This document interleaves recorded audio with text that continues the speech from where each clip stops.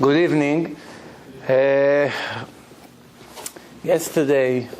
days ago, we read Parshat Shmini, and if you noticed, some of the proofs that we show in seminars to prove that the Torah is divine come from this parasha, such as fish that have fins and scales are kosher. The oral Torah says that everything that has scales must have fins. And if you know, 72% of the world is water, and there's more than 40,000 different kinds of fish. And the Torah wasn't only talking about fish, it was talking about everything who lives in the water. And the Torah showed knowledge that a person could never had, only the creator of the world, by saying that everything that have fins must have, everything that have scales must have fins. If you ever find something that has scales and did not have fins, that means the Torah wasn't given by Hashem. 3,321 years, the fish and all the species in the water are constantly mixing and creating new species again and again. And until this moment, nothing was ever created that have scales and did not have fins. Never. And this is knowledge, this is all divine knowledge. Then the next thing the parasha speaks about is every animal also have two signs, not only things that lives in the water. The animals, in order for them to be kosher, needs to have two signs. They chew their cud, ma'ale gera, and mafris parsa. The parsa and the legs, it's cut. The hooves in the legs is cut in the front, and it's very interesting because that's two signs that show that this animal is kosher. And obviously the Torah comes and says that there are 4 different kinds of animal that have only one sign, and they don't have 2 signs. They have only one sign, either this or that, but not both. Who are they? The pig, the camel, the rabbit, and the hare. 4 animals. Hare, it's like the rabbit, almost the same. Those 4 animals are unique. They have only one sign. And which means that if a person will find another kind, there will be the first mistake in the Torah.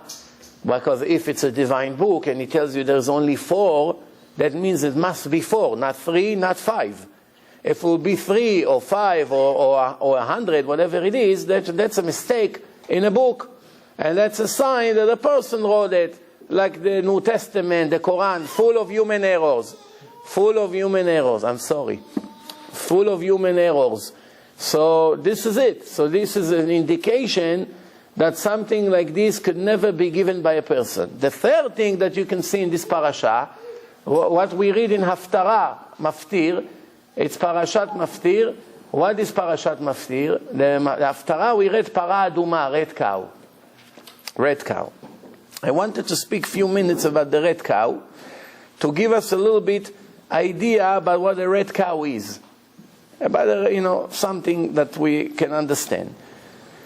First of all, we have to know that when the Torah speaks about red, it doesn't mean red like really red like blood.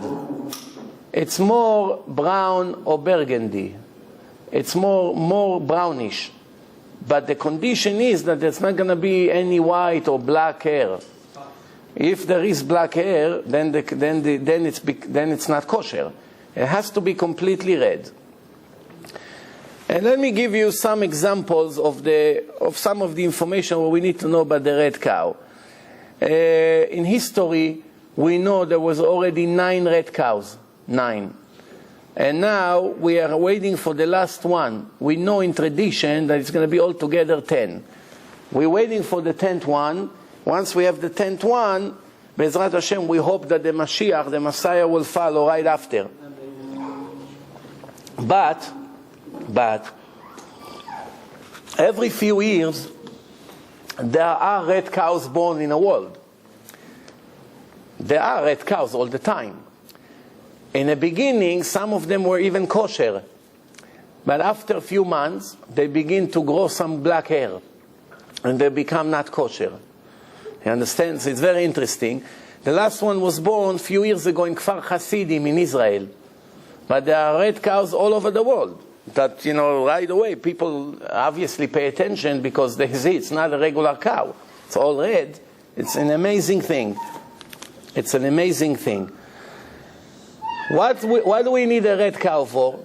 What do we need a red cow for? The Torah said that every person who touched a dead body or stood next to a dead body in a radius of 6 feet, which is 1 meter and 92 centimeter, right? Arba amot, that's what it is, almost 2 meter, which is 6 feet, around the dead body, or if it was in a place that was covered with a ceiling, like this room, like a tent, or anything like that, automatically every dead body in that area, that room, makes all people that sits in a room, all of them become tameh, impure. Why? Because there was a dead body. So let's remember. Let's remember. If a person touched the dead body or stood right around it, within 6 feet around it, automatically, once the person died, all the people who were very close to it become tameh, impure. What does it mean? That if it's a Kohen, he can no longer enter the holy temple anymore until he will be purified. He cannot serve inside God's temple in Yerushalayim. We don't have the temple today, but soon we're going to have the third one, please. Cannot go on, I'm sorry. So, basically, that's one thing. The second thing is that it doesn't have to be within 6 feet. If the body is all the way 100 feet away, but it's in closed room with a ceiling, everything in that room becomes impure. It fills up the whole place, which means if you have a huge hospital, it's enough you have one dead body over there, and every Kohen who enters that place become impure automatically. Now comes the Torah and say, what's the cure for all these people? What's the solution for all these people who became impure? How they become pure again? The answer is, you have to take this red cow, you slaughter the red cow,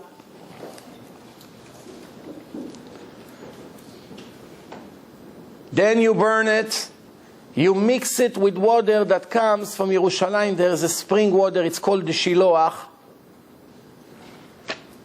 And you have some other spices that you mix with that, and you splash the water on the impure people, and they become pure. That's the solution. Once you splash it over an impure, a Kohen that is tameh, he becomes tahor. And from this moment on, he can eat truma. This is what people bring to Bet HaMikdash, from the wheat, the barley, whatever they have, from the fruit.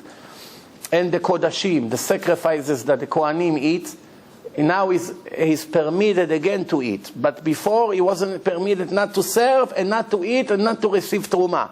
He loses a lot of his benefits until he becomes tahor. Then today, almost every person in the world, by the goyim, it doesn't go tameh or tahor.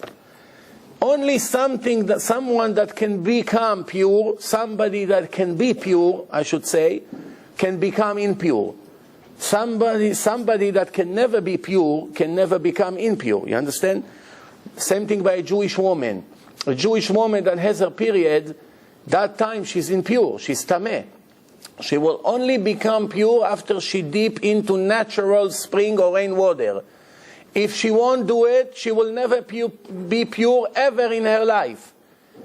Never. Once she got her first period, let's say when she was 12 years old, and she never went into the mikveh, this woman will never be pure. Never. Until she goes into natural water and purify herself. After the blood stopped and she goes into the water, then she becomes pure. I give you an example. Some women, they become older, not old, which means 45, 47, 48, and one day their period stop. That's it, they don't have anymore. Now she may say, okay, so I'm not becoming impure anymore. That's it, no more periods. Now I'm pure for the rest of my life. Wrong. It will be true after she will dip one last time in a mikveh. From that moment on, for the rest of their life, she's pure, she doesn't have nida anymore. When a non-Jewish woman has period, it doesn't affect her status. She was never pure and she never become impure. By the Goyim, there's no problem. He can deal with his wife when she's in the middle of a period. It's not a sin for them. If a Jewish person have relation with his wife while she's impure, it's one of the worst sins in the Torah and in life in general. It's just exactly like having relation with his mother. The same sin. If a person did it with his own wife when she was not going into the mikveh, after her period stopped, even if he is not touching her while she's bleeding, but after the blood stopped and he touched her and did the sin with her, it's both of them lose their share to the world to come immediately. You cannot imagine such punishment for other sins. This is for the worst sins in the Torah. The worst sins in the Torah. And this is a serious problem. That's why it's so important that a woman must go into the mikveh before she gives permission to her husband to ever touch her. Everything a person can do tshuva. Some things it's harder than others. What are the things that it's very difficult to do tshuva? For a man, it's very difficult to make tshuva for this sin and for being with a married woman. If he went with a married woman, she married to a man, the married woman who cheated on her husband and a man who cheated with a married woman is very, very difficult to make tshuva because they are already falling into the worst category of the wicked people in the Torah. If a man, and most of these people, when they're single and they went even one time with a married woman, they have a curse for the rest of their life. You see right away, they cannot get married, and if they get married, they have tons of problems. Why is it? If there's anything HaKadosh Baruch Hu cannot stand, is a person who dare to touch a married woman. Every sin in the Torah, it's serious, don't get me wrong. But this is one of the sins that it make it much, much harder. Today, there are many, many foolish people who are not understanding how serious is those sins. That's why they go and make sins and they have no idea what damage they cause to their soul. Mamash horrible thing. You know, a person go and enjoy 10 minutes from a sin and then he has to sweat 20 years until this sin is getting out of his file.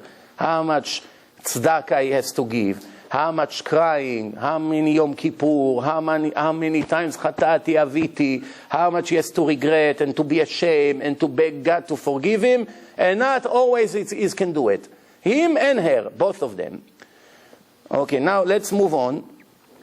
So, if you remember, many years ago I told the story of a man and a woman that came from Russia to live in Brighton Beach, in Brooklyn. Brighton Beach is a Russian community over there. And what happened is, he came to shul, this man. He's an older person. He's in his 60s, 70s. And he sits in a corner for a few years. Nobody hardly knows him. Shabbat shalom, good Shabbos, and goodbye. One time, he died. The wife called the rabbi. She said, I'm sorry, my husband died, and we need to arrange a funeral tomorrow. So the rabbi said, okay, let me ask people from the shul if they can come, that he has a minyan. He called up all the members of the shul. Only 7 people showed up, the rabbi and 6. There was no minyan. In his funeral, there was his wife and 7 men from the shul. No relatives, no nothing. They were very, very strange funeral. Usually funeral has a lot of relatives.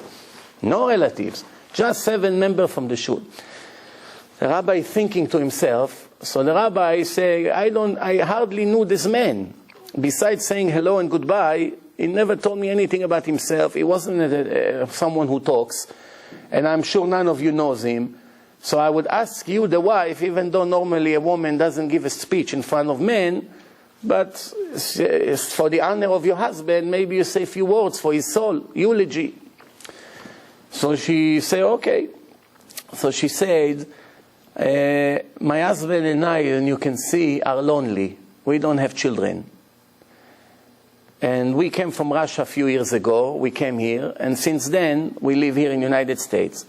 The reason we don't have children, because from the day we got married in Russia, we used to live in a very primitive village. and there was no Jews there. And there was me and him. We were very poor. We never had money. And over there was no mikveh. So from the night of our wedding until we arrived to United States, my husband did not touch me for more than 20 years. Not once. We were loving each other like crazy. Big love. But never once he touched me ever. Not a hug, not a kiss, not a handshake, and needless to say anything else. Because I was impure. There was no mikveh. There was no mikveh where we lived. When we came to United States, there is mikveh, but I was already too old to give birth. So, since we moved here, we started finally to live like husband and wife, but it was too late for us, and that's why we don't have kids. So the rabbi and the people in the shul, they started to have tears, you know. So the rabbi said, now I understand why there's only few people here. How many people in this generation has the merit to participate in a funeral of such a giant tzaddik? You know, you see an old person in a corner, you don't know who he is, what he is. He doesn't even look like a rabbi or anything important. I don't have to tell you what it is to be in your 20s, to get married with a woman you love, be with her 20 years in life, and give up all your great years just for one sentence in the Torah. El isha benidat umata lo tikrav legalot ervata. Don't come near a woman in a state of impurity, even God forbid that you may touch her. Don't even get near her. All the other restrictions in the Torah, relations, forbidden relations, the Torah say do not commit a sin. Over here the Torah add an extra word. Don't even come near her that you may commit a sin. You got it? Which means, if the Torah said don't have relation with your mother, don't have relation with your sister, don't have relation, and there's a whole list. In Parashat Acharemot, we read it in Yom Kippur in the Mincha. From that moment on, when the Torah comes to speak about your own wife, the Torah didn't say don't have relation. The Torah said don't even come near her, that God forbid you're going to have. I remember one time, about 8-9 years ago, I had a guy and a girl, boyfriend and girlfriend. The guy used to come to my lectures in Brooklyn, and the girl was a waitress in a restaurant in Brooklyn with her friend. Two girls, friends, waitresses in a fancy restaurant there in Brooklyn. And her husband is a taxi driver.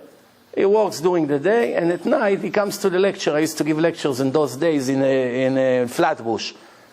So one time I decided to invite him for Shabbat. So he told me, can I bring my girlfriend with me?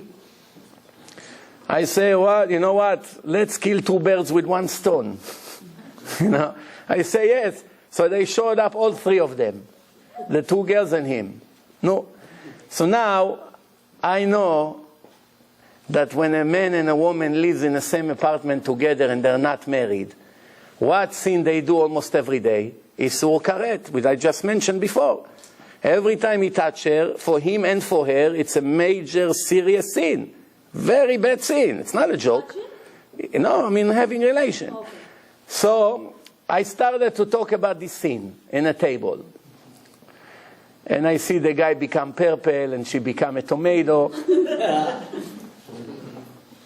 You may ask, where you have permission to embarrass people in a table? The answer is, Rav Moshe Feinstein, the biggest Rav in America, perhaps ever in the history of America. He lived in Lower East Side in Manhattan. He passed away almost 20 years ago. Rav Moshe Feinstein got a phone call from a man. He told him, Rabbi, I went to I made a sin with a woman. And I want you to tell me over the phone, how can I make tshuva for it? It kills me. So the rabbi told him, I want to see you in person. Come to my office tomorrow, and I'll tell you what you have to do to make tshuva. So I told him, the rabbi, the only reason I'm calling you from a payphone or anything like this is that you have no idea who I am, because I'm dying from the embarrassment. So the rabbi told him, that's exactly why I'm inviting you to my office. The embarrassment is the beginning of the tshuva. There's no embarrassment, there's no tshuva. You gotta have to have the embarrassment. What do you think? You're gonna make a scene, it's gonna go for free? I'm sorry, like in America, I take it back. You say something on someone on a television, 1 million people stay away from this person now, he lost his business, and you come and say, I'm sorry, I take it back. Only in America it's easy. But in the Shamayim, it's very serious. So guess what?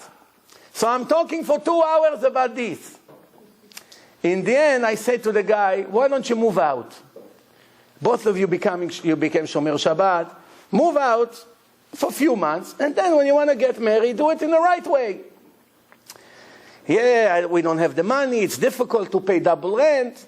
I said, don't worry. Here we have a yeshiva here, free dorm, free food, everything. Come, learn Torah, prepare yourself. I'll put her in a Mizrachi. You don't have rent at all. I see they're thinking about it. But it's very hard. This kind of scenes is the hardest to make people stop. The hardest.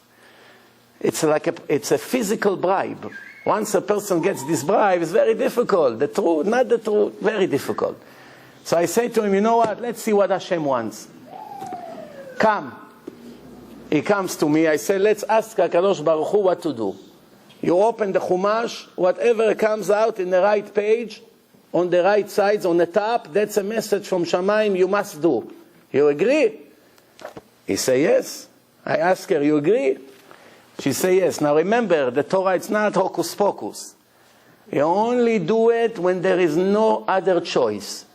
We tried, I talked 2 hours, I showed them sources, I quote every place in the Torah that speaks about it. It didn't help yet. Not yet. You need a little bit more. If you leave them now, they go back to their apartment and it's all forgotten. You either close it now or you lose it. You have nothing to lose.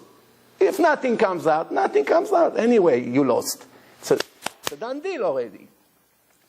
I come, I say, Nathan, come open. He opened the Chumash, first row on the right. ואל אישה בנידה טומאתה לא תקרב לגלות ערוותה. The Chumash fell from his hand on the table, and the woman gave such a shout. The girl, what a scream she gave. She ran to the room for an hour, she was crying. There was a scene, few times in a life it can happen. What happened the next day? He came to the yeshiva. Her and her friend went to the Mizrachi in Brooklyn. Today, Baruch Hashem, they're happily married in a very Haredi house. You want to know who this guy is? And one of the tapes of Rabbi Amnon Yitzchak, they interview people in the end. So they ask him how you became religious, and he tells the story about me. So you can see him over there, he is the guy. What came out? Ve'elisha benidat tumata. HaKadosh Baruch Hu agreed to make a clearness, a clear miracle. He opened in the exact place, just for them to stop that sin. That's to show you how serious is this sin. So now, for this kind of sin, you need mikveh. But there is another impurity, is when touching a dead body. Touching a dead body, mikveh is not enough. You go into the mikveh. You need the ashes of the red cow. And I just explained, you take the red cow, you slaughter it, you mix it with water from the shiloach, you take some spices, you mix it, you splash it on the impure people, and they become pure. Today, every person is impure. Why? We don't have ashes almost 2,000 years. And plus, we drive on a highway, we drive in places, we go into hospitals, or we are in cemeteries. So it's enough that one time in your life you stand next to a dead body, or in a room that a dead body was in, you become impure for the rest of your life. Why? You only can become pure with these ashes, which we don't have anymore. So almost everyone is tmemet. Now let me give you some example what I'm talking about. If there is 2 black hairs, how many hairs a cow has? How many? Millions. You saw how big is a cow? If you have to count how much hair it has, millions, for sure millions. It's endless number. It's like cutting the grass in a whole soccer field. How many? It takes you forever. Two black hairs, you check. You go with magnifying glass, you check 2 hairs, 2 black hairs, pasul. If a person had a red cow, and it's clean, how much it's worth today? More than $1 billion. the Jews will give him any amount of money just to buy it from him. Why? We need these ashes. If a week later 2 black hairs grow, it went down to $3,000, $5,000. 2 black hairs. Okay. Now listen good. The other condition is you're not allowed to put any weight on the back of the cow. If you put one time a bag of flour on the back of it for 1 second, the cow became obsolete. You lost it. It's not worth anything. If you lean on it, you lost it. If you tie it into your plowing system over there, it became. If you make it pull the plow, it become obsolete. Then it has to be complete. No broken bones, no hole in the lung. It has to be a kosher cow without any birth defect. She has to be, the cow, at least 2 years old. At least 2 years old. After you find this cow, you take it to the Olive Mountain in Yerushalayim, Har HaZeitim. Olive Mountain, Har HaZeitim, it's famous with a different content. What is it? Who knows? That's where Mashiach come from. The arrival of the Mashiach will come from the mountain of the olives, Har HaZeitim. The Arabs made a cemetery over there, on the mountain. Why? Because they know by the Jewish Torah, if you go through a cemetery, you become tameh, impure. So they hope that when the Mashiach will come, he will have to go through the graves and will make him impure, and that will save all Arabs.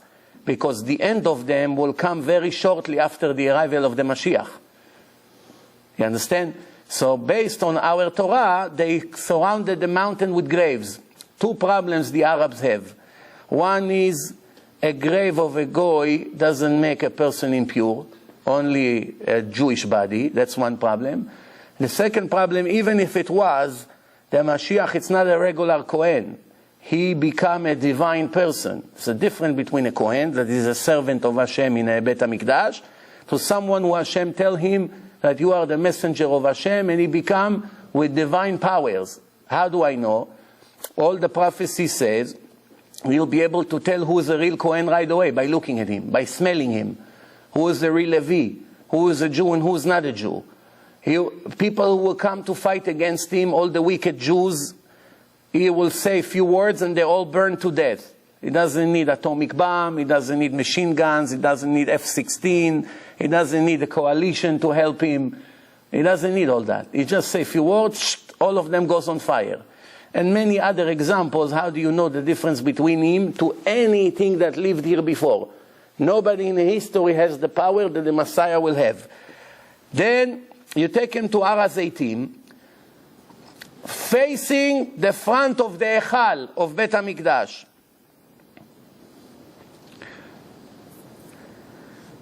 Then you take from the blood after you slaughter it, and you splash 7 times towards the Echal of the temple. Then you burn it on woods, on special woods that you set. Then you take Etz Erez. How do you say Erez in English? Oak, pine, one of them, I'm not sure. And then Ezov, which is a spice, and Tolat Shani. After the fire goes off, you take all you heat all the burning meat over there, and the ashes start to fly. You take the ashes and you share it to 3 different parts. The ashes.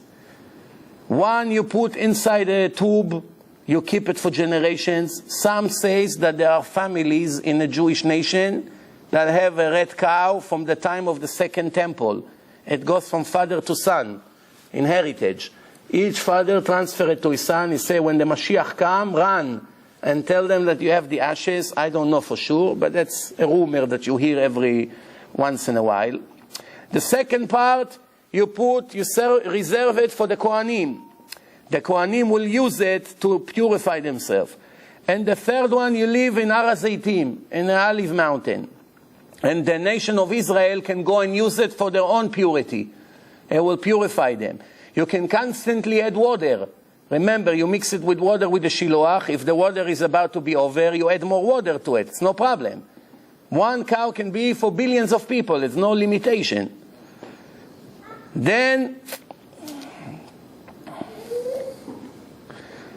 you splash it on an impure person in the 3rd day and on the 7th day, and that's how he become pure.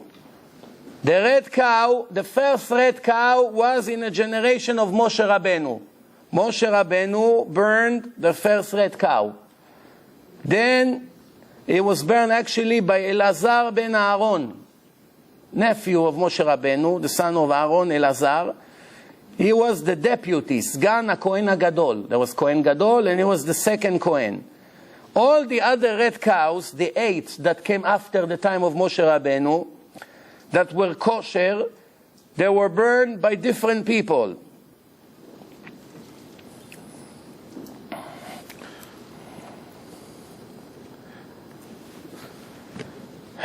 And the time that they're burned, the ashes, they have to see the entrance of Bet HaMikdash.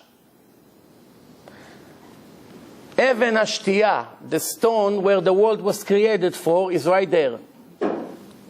Some say that the rock is inside the mosque today. In the middle of the mosque, they have a big rock.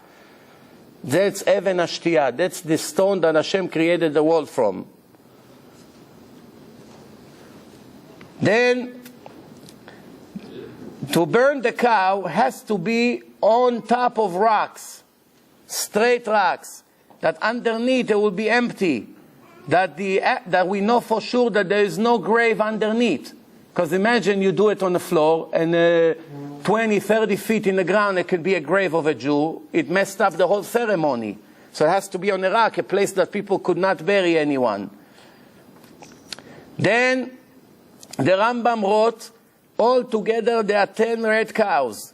9 we had, and we're waiting, as I said, for the last one. The first red cow, as I say, the time of Moshe Rabbeinu. The second red cow was in the time of Ezra Sofer. It's about 800 years after Moshe Rabbeinu. 800 years difference between the first and the second. The third red cow was in the time of Shimon HaTzadik, 2100 years ago approximately. So that's already, if we had Moshe Rabbeinu 3,300 years ago. The second red cow was about 2,500 years ago. The third one, 2,100 years ago. The fourth one also in the same generation of Shimon HaTzadik. Shimon HaTzadik, we read in Pirkei Avot, was Mishiarei HaKnesset HaGdolah. He was one of the survivors of the last Knesset. 120 chief rabbis and few prophets that were making all the laws, and they wrote the davening, the Tfilat Shmona Esrei that we have. He was one of them. When Alexandros Mokdon came to destroy Yerushalayim, he saw Shimon HaTzadik. In few minutes conversation, not only he did not destroy the temple, he said that all the time when he went to war, he saw an image of a righteous person, and he didn't know who is this person. And when he saw in the end, it was him, and he bowed down to him in front of all the goyim. And they told him, you bow down to this Jew? You came to destroy their place and you're bowing down to him? So he started to say, and in the end, what happened is, he took him to a Torah in Bet HaMikdash, and he wanted to put his statue, Alexandros Mokdon, he wanted to put his statue inside Bet HaMikdash. And he told him, Shimon knew if he is going to put a statue inside Bet HaMikdash, how is he going to tell that Greek guy that it's not permitted? So he told him, what is it, a statue? There's something much better that I can offer you. This year, every male Jew that will be born will call him Alexandros, Alexander. Now you know where this name came into Judaism, because it's a complete Goyish name. Alexander, Alex, Alexandra, all these names in Judaism come from this generation. Then the fifth cow was in the time of Yochanan Kohen Gadol. Fifth cow, which is about 100 years later. Also the sixth one in the generation of Yochanan Kohen Gadol. The seventh one, Eliyahu Eini ben Akuf. That's another Chacham. It was I'm not sure exactly where he was. The eighth one was in Hanamel HaMitzri. The ninth one was Ishmael ben Pabi, also about almost 2,000 years ago. And the 10th one since the last 2,000 years we didn't have any kosher one. The 10th one will be Melech HaMashiach. When the Mashiach will arrive, then we have to have the 10th one. Now, why do I tell you this? We'll finish this, we conclude the red cow by saying one thing. The Gemara asks a question in Masechet Avodah Zarah. Are we allowed to buy a red cow from a goy? What happened tomorrow the Mashiach will arrive and some Ahmed will have a red cow? A farmer from, I don't know, Saudi Arabia. He will come to the Jews and say, I have what you need. I have a red cow. Come check the red cow. They check the red cow. Perfect. No black hairs. Now the Arab wants to sell it. Or a Christian from Texas. Doesn't matter. He wants to sell it now. Now remember, if there was any weight put on the back of this cow is nothing. It's not kosher. It will not purify anyone. You can slaughter, you can do whatever you want. You wasted your money and your time. How would we know that this Ahmed or Chris did not make the cow not kosher? Because remember, all they have to do is to sit on it once. Or even to lean with their elbow. Or to tie it to their plow. That's it. It's become not kosher. But of course, the Arab won't tell you. Or the Christian from Texas. Once he realizes he made a mistake, he will never tell you, I was using it for a week and then I called you. He won't tell you. Are we permitted to buy from him? Yes or no? The answer is yes. We're allowed. Now comes the question, how come? How can it be? We're going to mess up the whole thing and in the end it wasn't a kosher cow? Now listen good. This is one of the best proofs that show you that our Torah can never be given by a person, only the creator of the world. The Midrash says something very interesting. A goy had a red cow, a kosher red cow. Not one of this list of the 9, a different one. But he made it not kosher, the goy. That's why they couldn't use it.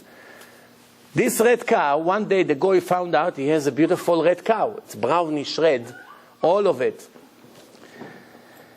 And he wanted to sell it. The Jews found out that one goy has a cow, so right away they ran to him.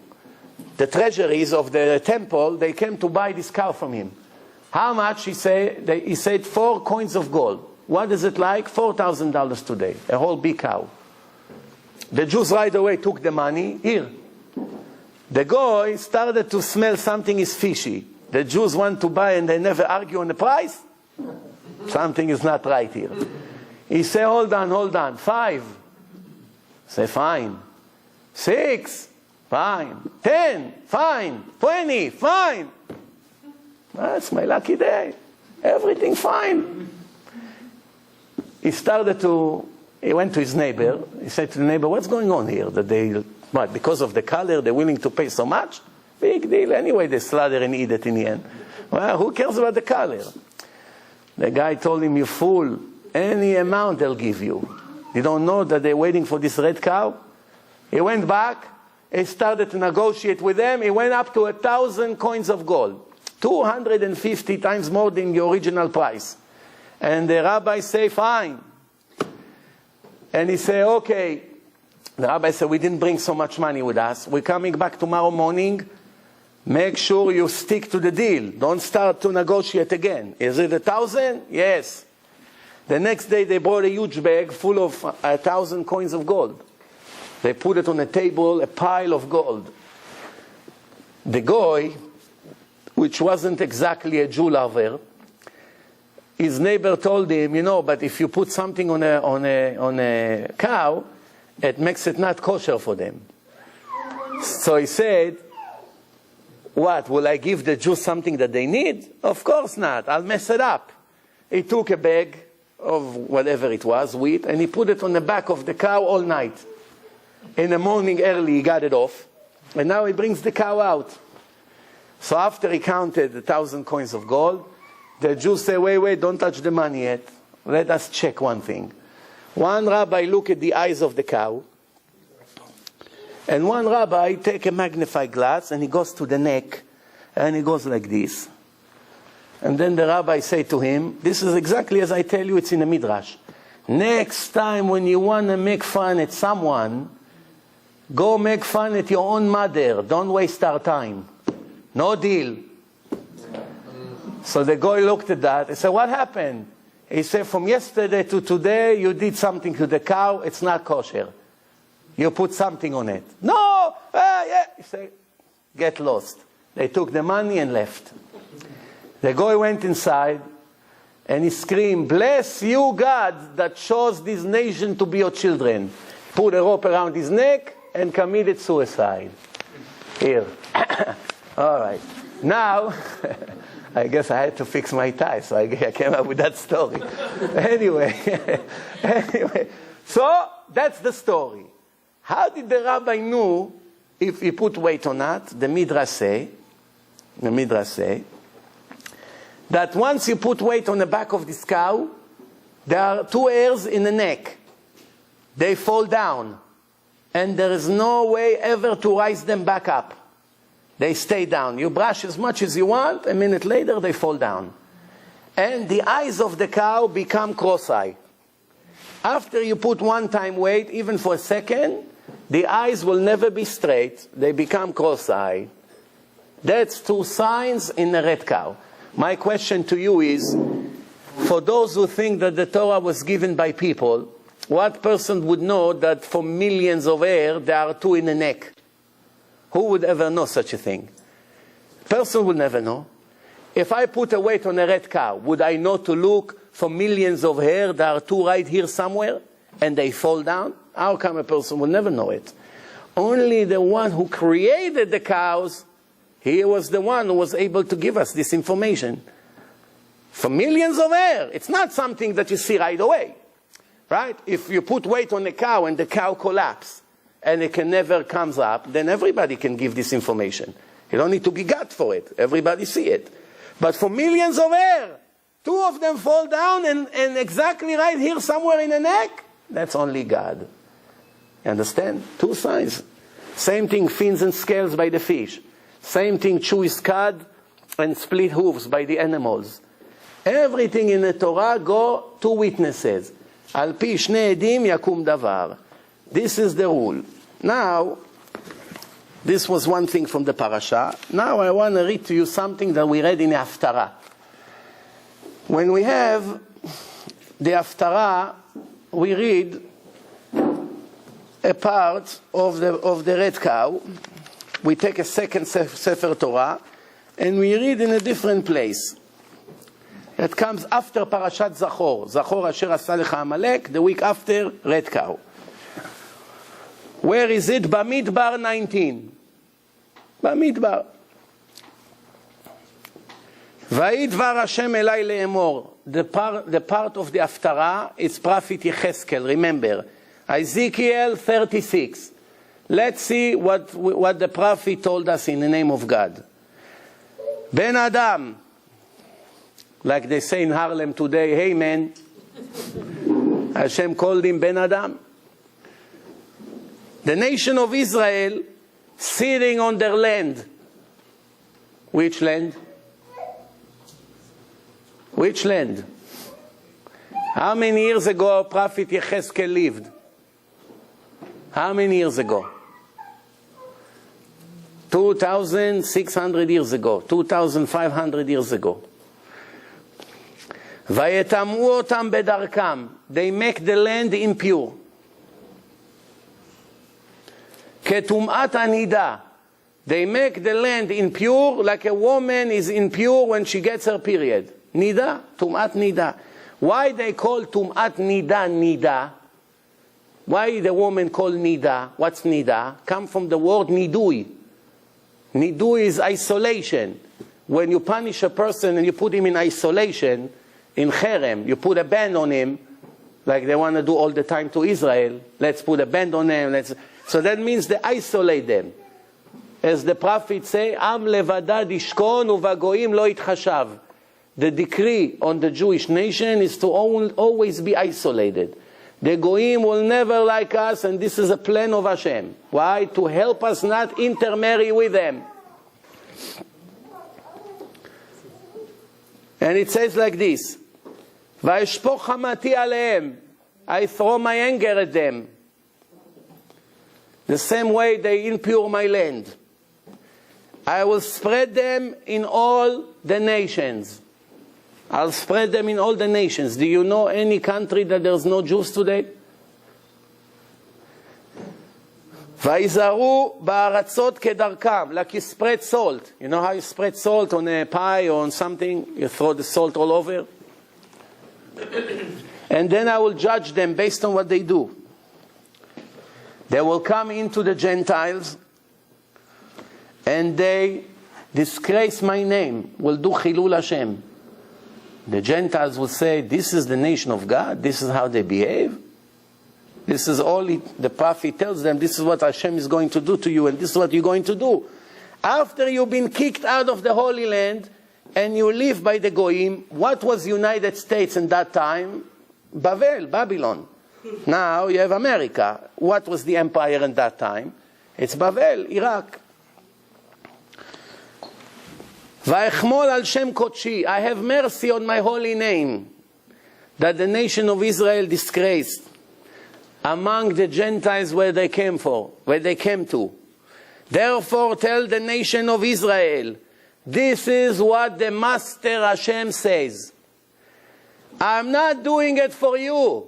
Lo lema'anchem ani oseh. Make no mistake. I'm not doing it for you. I'm doing it to my own name, to the holiness of my name that you disgrace among the Goyim. V'kidashti et shmi, I will sanctify my name among these Gentiles, and all these Gentiles will know that I am God and this is my speech. And I will sanctify in front of their eyes. And then I will take you from all the Goyim, I will collect you from all the nations, and bring you back to your land and throw holy water on you. Which holy water? This holy water of the red cow. I mean, I bring a red cow, we splash the water, that's called holy water. V'tiartem mikol tumotechem, you're going to purify yourself from all your impurity. V'natati lachem lev chadash, I will replace your heart. And a new spirit. I'm going to replace your heart and your spirit. I will remove the heart of stone that you have. What does it mean, a heart of stone? It's an expression for a person that hears words of Torah and it doesn't make any impact. Nothing. 20 years he comes to lecture and in the end she want to marry a goy. You know, on my way I got a phone call from a woman that she called in the morning that her daughter wants to marry an Indian goy. She told me she used to be religious. I said, what happened? She said, I wish I knew. Something happened, she stopped, and this is what she ended now. So I told her, I want her to watch this lecture of mine. So she told me she knows you. That's how she became religious. She used to come to your lectures. Once she stopped being religious after a while. And now her punishment is that she's going to lose her eternity to the most impure people on earth. What's the difference between a Jew to an Indian? Yehudi is Yud, Hey, Vav, Daled, Yud. Yehudi. If you take the name of God out of the Jew, you take the Yud out, it becomes Hodi, Indian. He bowed down to a cow and drink the pee of the cow for breakfast with his cornflakes. That's what they do. You don't believe me? Go to India, to Delhi, and see what happened when the cow crossed the street. Guess what happened? Wow. Forget about it. Traffic all day, all night. Nobody dares to do anything. They come like this to the cow. And you ask them, what's the reason you're worshipping a cow? Guess what they answer? Cow, it's like Holy Mother. Why Holy Mother? Same thing, a mother give birth in 9 months. The cow also give birth in 9 months. That's a reason to do. I don't want to continue. What a foolishness. You understand? That's who she's going to marry. One time I came to rent an apartment here in Queens, Baruch Hashem, I never did. No offense. But you know, I lived in downtown Manhattan and I had to move out of there. It was already overwhelming over there, the atmosphere. I thought maybe I moved to a more Jewish community. I have a friend here. He told me there's nice co-ops here. Not far, you know, around Main Street, that area. Neighborhoods. They have an apartment, it's renewed, it looks brand new. Let's come and see it. I come to the place. My friend knocked on the door. An Indian guy opened the door. What is he? He's wearing a kilt. A white kilt. All the way. A dress. Yeah, like a dress. I said, we came to see the apartment. Come. He showed us the apartment. Then we go to the bedroom. Did you ever see in a history a person who come to see an apartment and open the closet? It's a chutzpah, no? I don't know what got through my head. I look at the Indian guy, I say, may I? It's his personal closet. I'm telling you, out of nowhere, until this day, I don't understand how all of a sudden I wanted to open that closet. I saw he got very nervous. But what can he do? He said like this. I opened the closet, Hashem Yerachem, a statue of Buddha with flowers and dollars over there.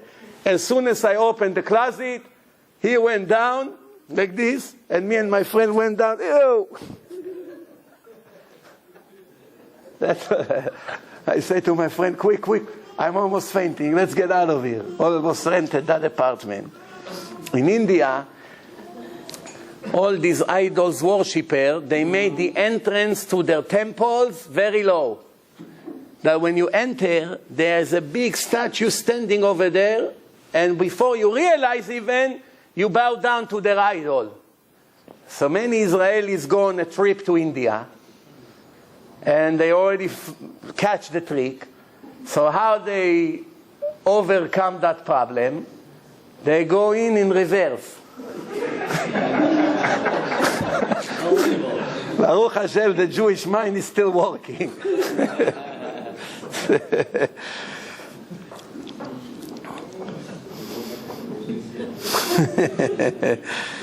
Then Hashem continue, I will collect you from all the nations and bring you back to your land, not thanks to you, just because I have to purify my own name.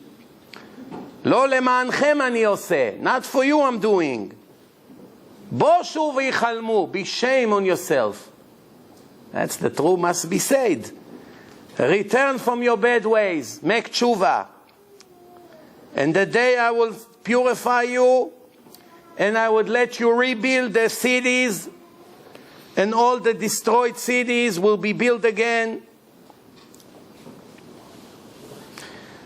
I am God that's spoken, and I am the God who keep my word today. That's what I promise, and this is what I do. You understand? So this is the haftarah, what we read in this parasha. Many times, HaKadosh Baruch Hu does for us, not for us. If you ever want to know, why do we even live, Bichlal? Why do we live? The reason that we live, believe it or not, is thanks to Abraham, Yitzchak, and Yaakov. Without the merit of Abraham, Yitzchak, and Yaakov, we wouldn't be here. If Hashem will judge us based on what we do, He put each one of us on a scale, the scale will break on one side. Which side, you know? The Everest. It will be broken.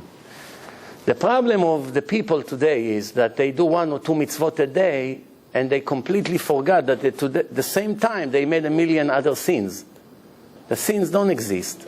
He walks in the street, he looks at the ladies all day, millions of sins in one day. He doesn't even look at that as a sin. He eats, most of what he eats is not kosher. He lied to himself, he thinks it's kosher. No, it's okay, Rabbi, it's only fish. It's in the diner, don't worry. You fool, they cook this fish with the pork oil in the same oven. What fish? The fish became a pork. Rabbi, but I only eat their salad. 5 million worms in one salad that you eat in the diner. 5 million worms. Multiplied by 5 sins from the Torah, 25 million sins in one meal. 25 million sins. You know how many worms you have on one piece of lettuce? You don't believe me? Take a magnifying glass, put it on a white sheet, look at that. Come back after 2 hours, see how many green dots you have. They are the same color like the letters. If you don't wash it and put it in special vinegar or soap water and rinse it with hard flowing water and with a brush and check it in the sun, every little worm, it's like 5 steaks of pork. And he comes, Rabbi, I don't understand. I'm religious. I keep Shabbos. My wife covers her hair. I go 2 hours every day to learn. I try to do business honestly. And now I found out that I made 50 million sins every week by eating in that place. It's a glad kosher restaurant. They serve your toast on one piece of lettuce. Do they check it? Sometimes yes, sometimes not. And many other examples. Isn't that the black one? Yeah, isn't that their sin though? Like if you go... What if they don't clean it enough? I mean, but... Depend. Aren't you supposed to eat like a frog? Let's put it that way. Imagine the laws of nature would be that when you eat one worm, you fall and die. Would you take a risk to eat in a glad kosher restaurant lettuce or no? No. Why we eat today? Because we say, big deal, Rabbi. If they made a sin, it's their sin, not mine. Yeah, like if something is Come on. From you, I expect more. Why? But then how do we know? The worms make us dumb, the Torah say. It makes us stupid. We should have been very smart. We eat these worms and it makes us foolish people. What's the difference between smart and foolish? Not if he knows math or not, or he has good memory or not. No. The Torah, when the Torah speaks about smart person and a foolish person, the difference between them is the ability to choose the right way, which means this is a kosher way and this is a not kosher way, and everything else is not relevant. He knows math, he knows business, it's all nonsense. He remembers everything, he doesn't remember. It's nonsense. Now you have 2 ways, left and right. You make the right turn, smart. You make the wrong turn. Now, when you eat these worms and bugs and flies in all the greens that you buy, here, my wife bought parsley the other day. Put it in vinegar. Maybe 20 different flies came out. Imagine if she wouldn't do it. You eat now 20 flies, 5 sins. It's more than 100 sins from the Torah in one little lousy salad to save $3 on the parsley. You understand? So let's not be cheap. Yeah. You buy from Gush Katif, but not always they have Gush Katif. What happens? You have a recipe and they don't have, you have to clean. It takes a long time. We clean good. We're very careful. So in a restaurant, we should not be having any salad, even like the kosher restaurants? Some of the things cannot be eaten, like green broccoli. Okay. You gotta cut the flowers on top. Give it to the cleaning lady. They love it. Don't worry. Put it in a bag and give it to her. I'm serious. And eat the stabs. What do you call it? The stubs? The stab. The hard part, it's easy to clean. You clean it, you rinse it, finish. What about strawberries? Strawberries, impossible to eat. There's no way to clean it. So we can't eat it? No way to clean strawberries. You eat strawberries, you eat tons of problems. Guarantee. Yes, I didn't touch strawberry maybe 7 years, 6, 7 years.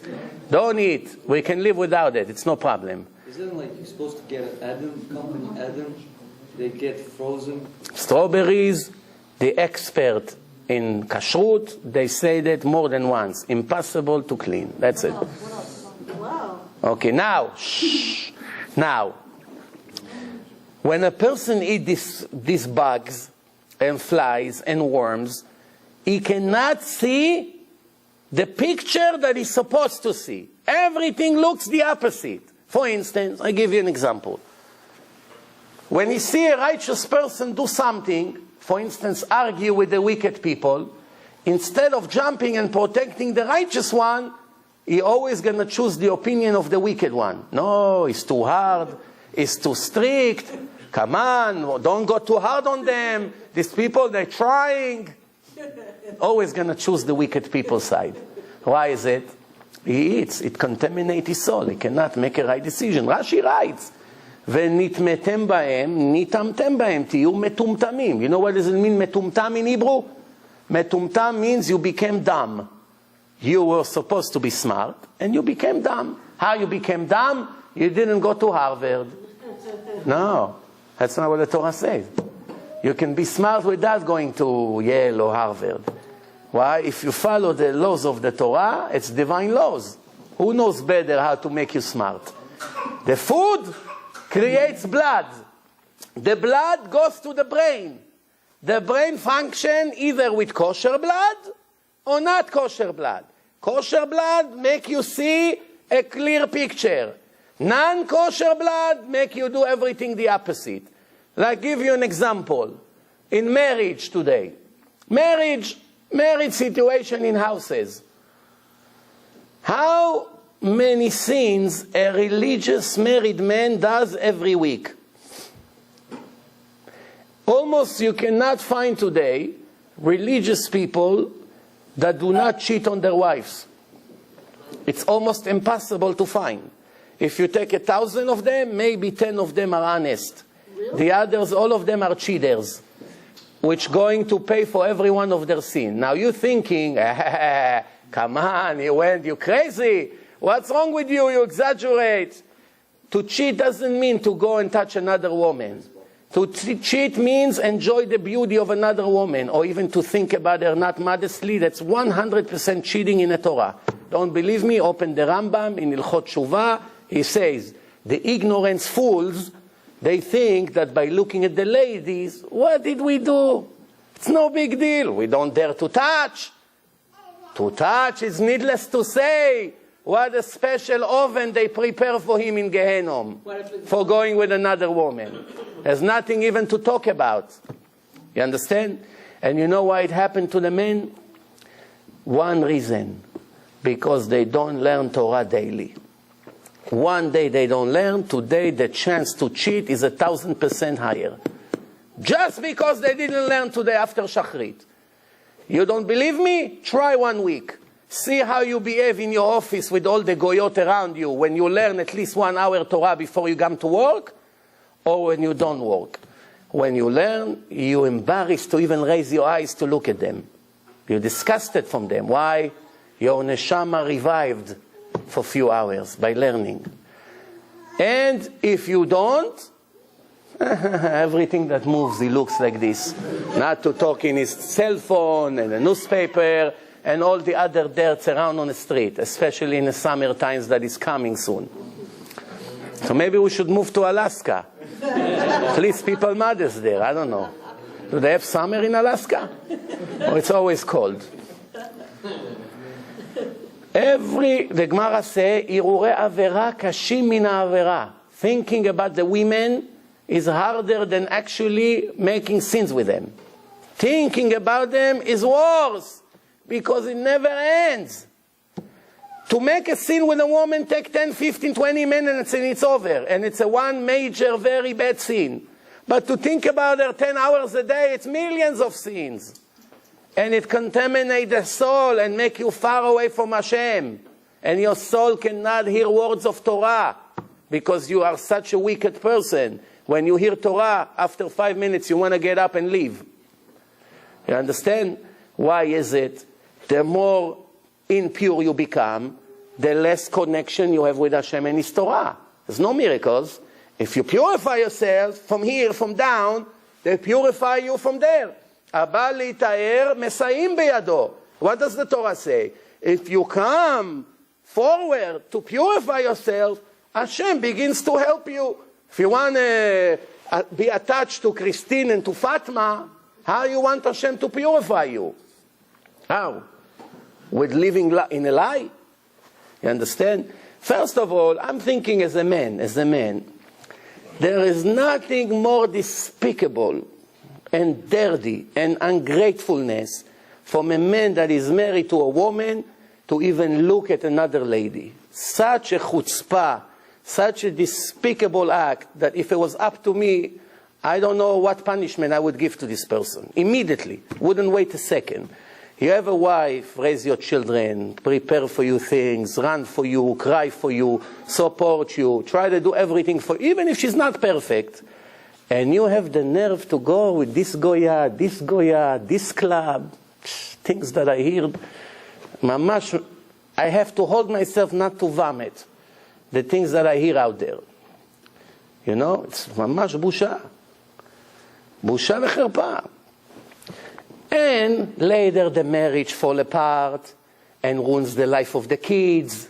And he thinking, yeah, I cheated, and I know I'm going to get punished for it. And he thinks that that's the end of it. He doesn't know that Hashem will judge him for murdering his children and grandchildren. What do you think? By making these sins, you murder your children. What do you think? Your children going to be Rav Ovadia Yosef when they hear that their father went with a Goya to the club and came back 3 o'clock at night and tell his wife that his car got stuck or he got arrested? What do you think? Huh? Do you think that that's what's going to be? What? Your children see what a Guido father they have, a dirty lowlife, and then later they become like him. Or they have insecurity or problems, or they hate religion. If this is my father who works with a yarmulke or tzitzit and this is how he behaves, it's all fake. It's fake? Let me be a faker as well. My father giving me speeches. That's what happened. You understand? And then people wonder why every 5 minutes there's a new cancer case. Why every 5 minutes the new Jew go to the jail. And another divorce, and another divorce, and another tragedy, and the Arabs preparing more missiles, and who knows what's going to be next. Why? Just because of this. The Rambam says in Chol HaMoed, in the holidays, you have to put police in the park to make sure the men and the women will not come too close one to each other. We laughing at the Iranian murderers that planning to murder us, and they are 1,000,000 times better than us in the law of Iran. Their law is closer to the Torah than our law. The law in the United States, everything against the Torah.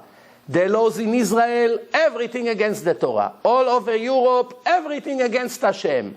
In Iran, a man cannot hug a woman in the street that the kids will see what they do. Yeah, people always make scenes, of course. They go to places and they make scenes. But the murderer, despicable Muslim, fanatic, crazy murderer, they have laws that are closer to the Torah than us. You understand why they're winning? You understand why nobody can stop them? You understand why they have trillions of dollars and they control half of the world? Why? When Hashem sees this murderer is better than us. His murderer is better than us. Why? His wife won't cheat on him. No man will ever look at her. And they're not going to do some of the things that the children of Hashem is doing. How much more Hashem will protect us? Where is the justice? There is a point that the Satan say to Hashem, I'm very sorry. Where is your justice? No, 60 years you protect your children in Israel. 60 years, a little bomb, 2 people die. Another bus went on, boom, explosion, 7 people die. Altogether, in 60 years, 20,000 casualties. Here, Japan, 1 minute, 27,000 are missing. In 1 minute in Japan, not to talk about the bombs that they got in Hiroshima and Nagasaki, in 1 minute in Japan, they had more casualties in the history of the state of Israel. 60-something years, all the car accident, all the wars, one war after the other, rockets, bombs, suicide bombers, cancer, sicknesses, everything. In 1 minute, they had already more than what the Jews had in the last 60 years. Why? Mercy. And what the Jews have to say, where is God? Why is not helping us? You couldn't survive 1 minute with the things that is happening in Tel Aviv. You don't believe me? Go and see what's happening one night in Tel Aviv, and you wonder how Hashem can stand this place that is still surviving. There's no way to describe. Gay club, this changing their identity, surgeries, drugs everywhere, all kinds of people, face of the dogs they have, jumping to the music until 6 in the morning. This is why Hashem created the chosen people, to embarrass him in front of all the goyim. To embarrass him in front of all the goyim. If I read you 1% of the emails I get from the goyim, you won't believe it. You wonder to yourself, what a shame for us. What a shame for us. What do they have compared to us? They're willing to give everything, some of them, for Hashem. Everything. You should see some of the emails, hard to believe. If I read it to you and I wouldn't tell you a Goy wrote it, you would think Rabbi Shimon Bar Yochai wrote it. Yes, I'm not joking. And what does the Torah say? What is the difference between Jew and a non-Jew? Do you know? If the Torah wouldn't write it, no person would ever have permission to say it even. It would be a complete, pure racism. There wouldn't be, if the Torah is not divine, how can you even think to say such a thing? But since even the Goyim knows that it's from God, then I allow myself to read what the Torah says. Why? I'm basing what I'm saying that the Muslims and the Christians, they know that the Torah is the word of God. They're not like some Israelis creating doubts among the nation. You know, with their nonsense, evolution, this, that, all this nonsense that they make up. What does the Torah say? En goim kamar midli, ukeshachak moznaim nechshavu. Translation. The difference between a Jew and a goy. This is what God said, again, for the 5th time. If you go to the lake or to the well to bring water in a bucket, like in the old days. You look today, you have faucets. 50 years ago, who had faucets? People had to go and bring water to the house every day, a few times. And goim kamar midli. When you fill up the bucket with water, you bring it, you spill it in your bath. You use the water. You do laundry, you drink from it, whatever you do, right? Then you have to go bring more water. What do you do when you finish spilling all the water into your bath? You throw the bucket until the next use, right? Did you ever see a person that come to the bucket to lick the few drops? No. Who cares about this water? It goes to the garbage. Later, I'll bring more water. Comes God and say to the Jews, you are for me the water in the bucket. The goyim for me, the drop that you throw to the garbage. And you want to be like them? Shame on you. You are the water, they are the few drops that you throw to the garbage. That's the comparison. And then the continuation of this verse. Ukeshachak moznaim nechshavu. If you go to buy vegetables in a market, in Israel until this moment it's still like this. You want to buy 1 kilo of cucumbers. So let's say it's about 10 cucumbers, right? How does he know it's a kilo? He has a scale. Primitive mechanical scale. He take one weight that is 1,000 grams, kilo. He put on one side, then he put the cucumbers. Once it's balanced, it's 1 kilo. So Hashem say, the Jew for me is the weight. The goy for me is the 1 gram that fell over the ears from the scale. Whenever you put the 1,000 gram on the scale, what do you have? You're always going to have 999, 998, because the corner, fall off over the ears. You keep putting it on and off, it rubs into the scale. The corners become round. So the 1,000 gram become 999, 998. When someone comes to buy 1 kilo of cucumbers, he cares that it's 999. What is it? It's no difference. Nobody cares. If they catch you that it's 998, they're going to sue you. It's not even a penny. It's nothing. So Hashem said to the Jew, you are the way, and he is the little crumb that fell over the ears. That's the comparison. And what happened? Well, we see in our own eyes today that these crumbs or the drops of water sometimes is 100 times better than original Jew that behave like a dog. And that's the truth. The truth must be said even though it burns my heart to say it. And I don't care. I know there's all kinds of hypocrites going to say, hey, don't exaggerate. It's not like that. It's 100% like that. And that's why the situation became a lot worse in the last 10 years. Only a blind person don't see what are we facing. We are facing a major, major serious difficulty. in everything, in economy, in wars, in bombs, in what's going on. Forget about it. I'm telling you, the amount of miracles we need to make it in the next 10 years is just like we needed in the Exodus of Egypt. If you don't see it, I don't know where you're living. You have to remember that every hour there are more bombs and missiles entering Lebanon and Gaza through Egypt under the ground, one truck after the other. And in Syria and in Turkey became our enemies, cooperating with Iran. You know, today I got an email. If you want, I can play it to you. I have it here.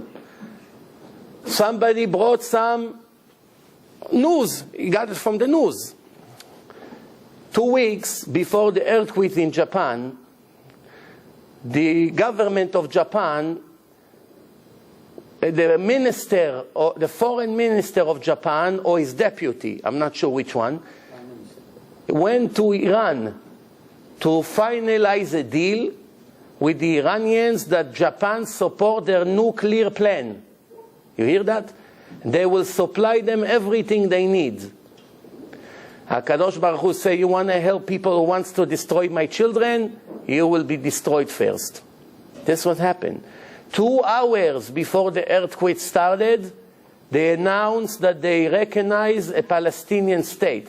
They recognize them already, even though officially they're not a state. They already recognize them, like some countries in South America. The Goyim will pay a heavy price for their behaving. No question about this. But we're not going to come out of it without injuries. That's the sad part. If you read the prophet, what he wrote, Zachary 14, read it. Zachary 14. So being an ungrateful Jew, being a kosher Jew, it starts from your home. Your wife has to be the queen for you. The queen. If she's not the queen, it doesn't matter. You do chesed to other people on the street. Nothing will be count. Not my words. Rav Chaim Vital, the biggest Kabbalist, him and the Ari in the last 2,000 years. Everything you do for others, if you help your wife and you're good, kosher, faithful husband, and you do everything you can to make her happy in a kosher way, then every chesed you do out there is bonus. It's going to count for sure. But if you do it on the expense of your wife and your children, don't expect any reward. Don't be surprised that you come to Hashem and He will tell you you're just like Haman. Nothing. Hashem, I kept Shabbat. I gave tzedakah. 40 years your wife is crying home and you think you're a tzaddik? She's your other soul. It's two souls unite together. And you neglected her, you don't care, nothing. What's going on here? And this is what happened. All these guys, every one of them think he's a macho man. What? Where is your husband tonight? He went out with friends. Where? To drink. Oy vey to this embarrassment that the husband leaves his wife home and he goes see drink lechaim with some of his righteous friends. You know, or to smoke nargila in Astoria over there by the Greeks. You know? Yeah. Whatever. Not to talk about being drunk, driving drunk, using drugs, all the other things that some call religious people do. People live in illusion. I don't understand. What? Maybe I'm not normal. I don't know. Maybe I just fell from a different planet now. And things are looking a little bit different. And maybe I see everything the opposite. Maybe I'm the drug addict. I don't know. And if not, that means almost everybody out there lives in illusion. What? He really thinks that he's going to go to heaven with this kind of behaving? And remember, it's only happening because a person doesn't learn Torah. You think I can manage without it, Rabbi? Once a week I hear you in a lecture, twice, 3 times. It's enough. No, it's not enough. Especially when today the world is a minefield. Full of mines under the ground. Everywhere you go. You go into a store, 5,000 sins. You go on the street, 5 million sins. You sit on a subway, 10 million sins. You come to work, 10,000 sins. It's like being on a beach. Walk in Manhattan. There's any difference in the summer between Manhattan and the beach? A Jew has permission to go on a beach? 10,000 naked ladies on the street. And it's, Rabbi, I'm going to be rabbi next week. I have a smicha test. You know? Rabbi, we go, my wife and I, to Puerto Rico, to Miami for Pesach. One babysitter girl, one time she came to a lecture, and she came after the lecture, she told me, I don't know what to do. I was in one of my lectures in Brooklyn. I said, what's the problem? She said, I'm a babysitter to this ultra-Orthodox family. Okay, I don't know who they are. And she said to me, they want me to go with them. That was 2 years ago. They want me to go with them on Pesach to Miami for 8 days. No, of course it's not a bargain. But she works for them. What can she do? They need her to babysit the kids. So I say, okay, no. So what do you want? Can you get away with that? She said, no, I have to go. They have to take care of the kids when they go to places. I say, okay, so it's your job. What can you do? Try to keep yourself clean, no? As much as is possible. She said, no, but she wants me to go and buy a bathing suit today with her. I say, what? What do you mean bathing suit? She said, yeah, she said, we're going to be on a pool in a hotel. I said, this Haredi woman, the woman that shave her hair and put wig, she wants you to buy bathing suit? You understand the hypocrite that we are? You come to them, you tell them, I'm Baal Tshuva, I learn Torah, I keep mitzvot, they look at you like a goy. And they are, I don't want to say what. You understand the hypocrite? And then you wonder why there's so many problems happening. She wants her to wear with her, that she won't feel alone when she sits with bathing suit in a hotel in Chol HaMoed of Pesach. Last night it was Leila Seder. Tomorrow morning, Jose and Vinny and Tony would look at her all day sitting in a pool. A mother to 10 kids. You understand? Then people ask, Rabbi, where was Hashem in the Holocaust? Where was he when 80% of the Jews became Goyim? Where was he? If the Torah didn't speak about it, I understand. It's a very big question. It's a very big question. But if the Torah warned that that's what's going to be the outcome for this behaving, what are you asking? Here, the Torah say, Hashem say to Moshe Rabbeinu, V'kam ha'am hazeh, this nation will rebel against me, and they will follow foreign gods and foreign religions, and they will follow this goyim and leave my Torah, and I will be very angry at that day and will destroy them from the face of the earth. And that chapter that describes a Holocaust, all the words that connect to the Holocaust appear in equal codes, equal skip. HaShoah, the Holocaust, in that page. Adolf Hitler, Adolf Eichmann, all these things, Rudolf Hess, the final solution, Zyklon B, all in one chapter. That Hashem said to Moshe, there will be time, Aster astir panai mehem, I'm going to close my face from looking at them. I will not be there because they say, where is God? For that we pay the price. Because before the Holocaust started, they were saying, where is God? Where is he? Hashem said, okay, there's no God. No problem. Beep. I'm going to sleep. 5-6 years, I'm not here. That's what happened. Aster astir panai mehem. It's in the Torah. If it wouldn't be in the Torah, we had a very, very serious question.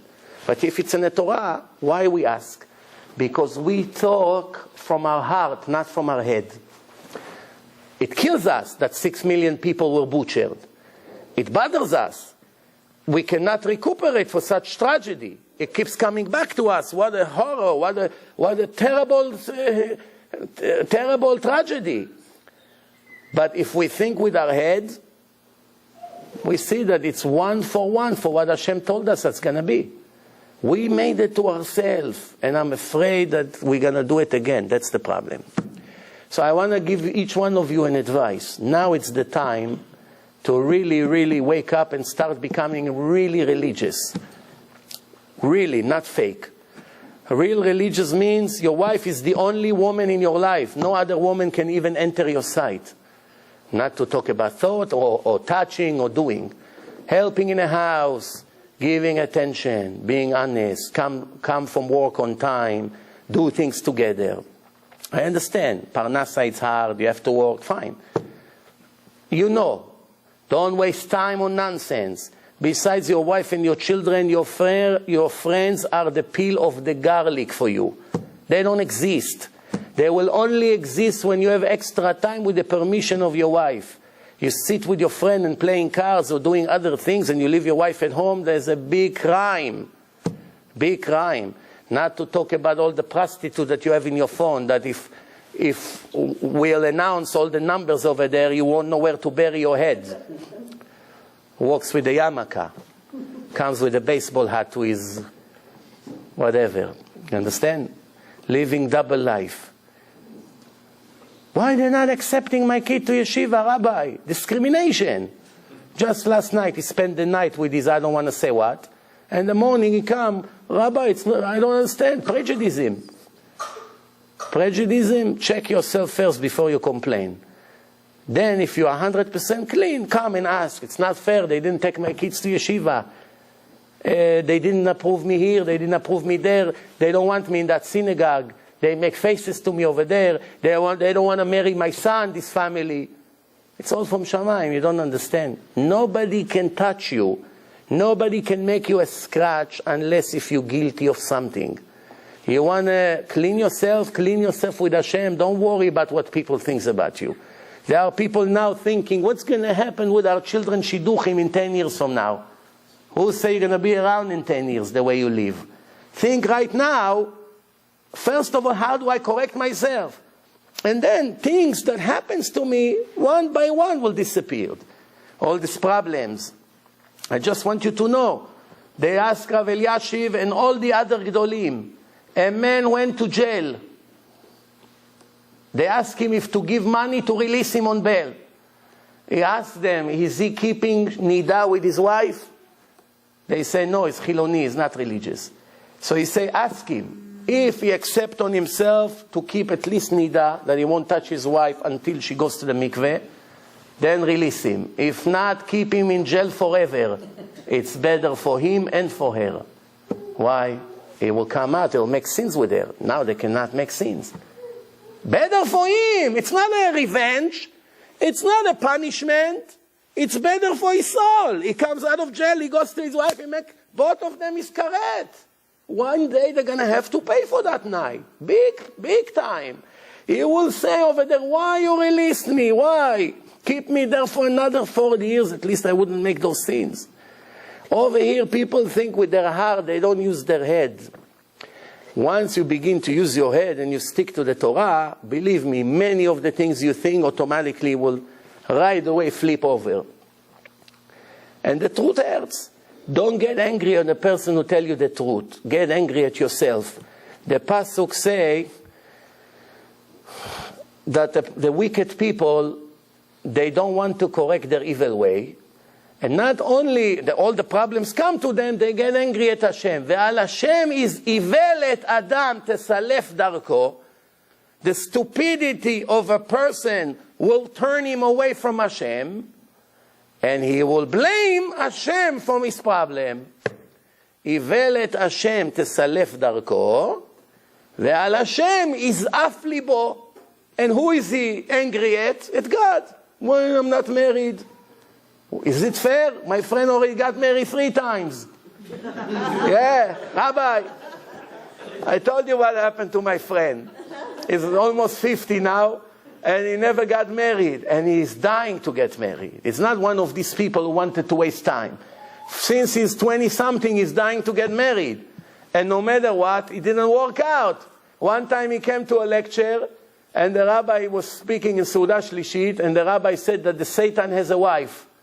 Lamed Yud Taf. That's his name. That's her name. So when he heard that, he said, Rabbi, even the Satan has a wife and I don't have a wife yet. Where is the justice? You understand? Everything has a reason. Not always from this life, sometimes from previous life. But don't ever think that Hashem deprived you or neglect you or He gives you more than what you deserve. If any, He doesn't even give you 1% of what you deserve. If you be honest, you won't dare to make a beep. You know why I'm like this? It's 100% my fault. You know why I don't have a normal car to drive? It's my fault. You know why I'm not married? It's not my fault. You know why I have problem with my children? It's my fault. You know why I'm sick? It's my fault. For sure it's my fault. En isurim belo chet. There's no suffering without a sin. No suffering out of nowhere. Lottery, Russian roulette. Okay, Moshe today suffer. Reuven tomorrow. What is this? This is the God of justice. So you don't believe in the Torah? Okay, you don't believe. You don't need to come to lectures. Don't believe in the Torah. The lecture was made for people who believe in the Torah. Otherwise, you come to seminar. Seminar will prove to you the Torah is divine. If you pass that stage, you have to stick to what the Torah says. No isurim belo chet. I can't find a job. Very good. This is the way Hashem wants. Get the best out of your situation. No, another year went by. Rabbi, I still don't have a job. And I'm still not married. And I don't see the light in the end of the tunnel. Very good. You're working on your tshuva, 100%. The rest is not in your hand. Do you know how much reward Hashem give you for every hour of your suffering? 1,000,000 times more than your millionaire friend that married with 3 children. 1 hour in suffering, the Torah says it's equal like 100 without suffering. All the suffering that you get is the best gift you can get. But you keep complaining about it and you lose the reward in the end. I told you the story about the guy that was beating up the Jew 100 times with a stick, and the king passed by with his soldiers. And we finish with that. And the king said, hey, what are you doing? So what do you care? It's a Jew. They say, in my country you beat up a Jew for no reason? Arrest him. They bring him to the palace and they bring the Jew to the doctor. The king's doctor took care of the Jew. And after a few days when the Jew recuperates, they make now a trial to the goy. And the king asked the goy, how many times you hit the Jew? He was afraid maybe the king was around, maybe they know. So he was afraid to lie. So he said, about 100 times. So he asked the Jew, is it true? He said, about 100 times. So he said to the guy, give him $1,000 for every time you hit him. 100 times 1,000, $100,000. You have 3 days to pay. If not, you have a big problem with me. And the guy said, yes, your majesty, I'll pay him the money. And the Jew started to cry. Up to now, he wasn't crying. Now he started to cry. So he asked the Jew, what? I'm not a fair judge? He said, no, your majesty, you're more than fair. You're a perfect king. You're 100%. So what's the problem? He said, when he was beating me up 3 days ago, I had no idea that I'm going to get paid so much for all this suffering. If I only knew that each hit is $1,000, I wouldn't fight him. It's like, faster, more, Hashem, more suffering. Not enough today I suffer. Tomorrow, please make it triple. You got it? So why do you complain? You think it's for free or suffering? It's not for free.